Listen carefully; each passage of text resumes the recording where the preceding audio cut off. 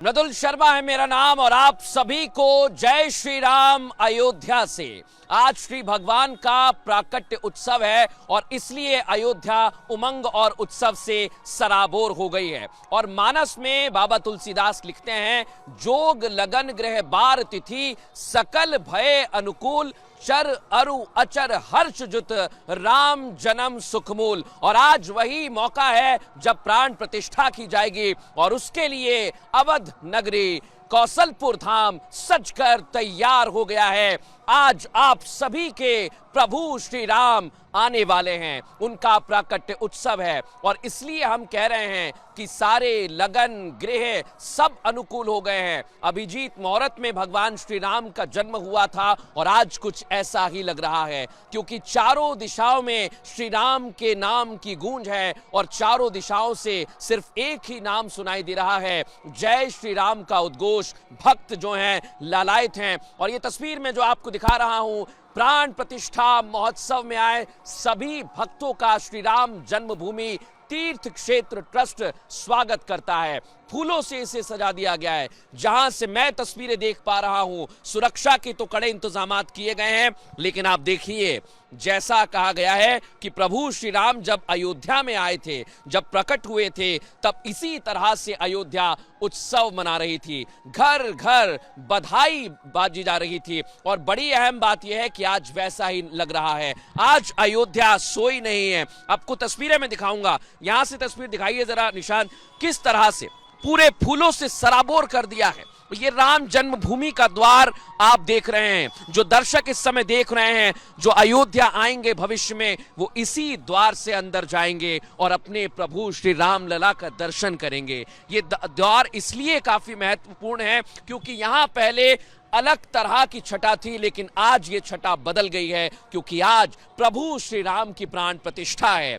बड़े मेहमान, खास मेहमान पहुंच चुके हैं, लेकिन जैसा पुराणों में लिखा गया है, स्कंद पुराण में लिखा गया है, दर्शकों में आपको बताना चाहूंगा, मनवंतर सहस्त्रेस्तु काशी वासेन यत फलम, यानी मनवंतर में युग होते हैं, कई सारे युग। अगर आप काशी में रहेंगे वो फल आपको मिलेगा, लेकिन आप अगर अयोध्या में आएंगे तत्फलम संवापनोति सरयू दर्शनम कृते, आप सरयू के दर्शन मात्र से ही उस फल को प्राप्त करते हैं।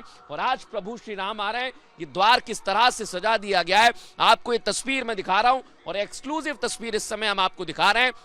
ये इसलिए खास हो जाती हैं क्योंकि आज भगवान श्री राम का प्रकट उत्सव है। और अभी जो मैं सुन पा रहा हूं, जो अयोध्या से हमने रात में भी रिपब्लिक भारत ने आप सभी के लिए एक तस्वीर दिखाई है, बताई है किस तरह से अवधपुरी धाम, क्योंकि ये सप्तपुरियों में एक है दर्शकों, सप्तपुरियों में एक है अयोध्या, इसलिए इसे परम धाम कहा गया है।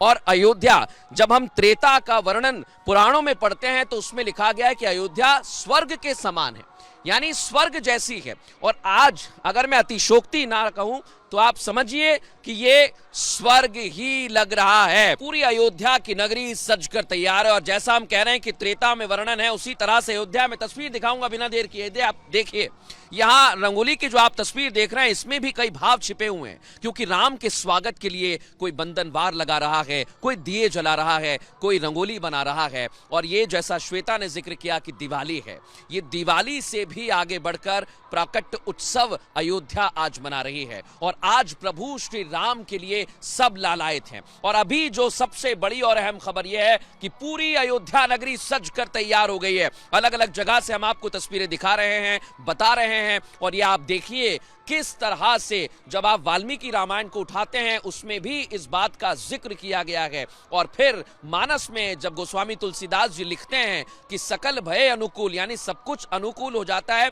और जैसे ही ये समाचार मिलता है सभी दौड़े चले जाते हैं, क्योंकि आज श्री भगवान का प्राकट्य उत्सव है और आज वही वक्त है, कुछ सिर्फ कुछ घंटे रह गए हैं जब भगवान श्री राम प्रकट होंगे। और इसलिए हम कह रहे हैं कि भगवान श्री राम प्रकट होंगे क्योंकि साक्षात उस मूर्ति में प्राण प्रतिष्ठा के वक्त प्राण आ जाएंगे। और यही भावना है, इसी उद्घोष के साथ हम कहते हैं, जब भगवान श्री राम की वो मूर्ति आपने पहले देखी होगी, सबसे पहली तस्वीर बड़ी और अहम तस्वीर ये थी कि उसमें कई भाव छिपे हुए थे, उनकी भी हम चर्चा करेंगे। लेकिन कैसे अयोध्या सज कर तैयार हुई है और सभी इंतजार कर रहे हैं, और ये लिखा भी गया है कि श्री राम शरणम भव राम राम, और राम का ही भाव है, इंतजार है रामलला के प्रकट होने का।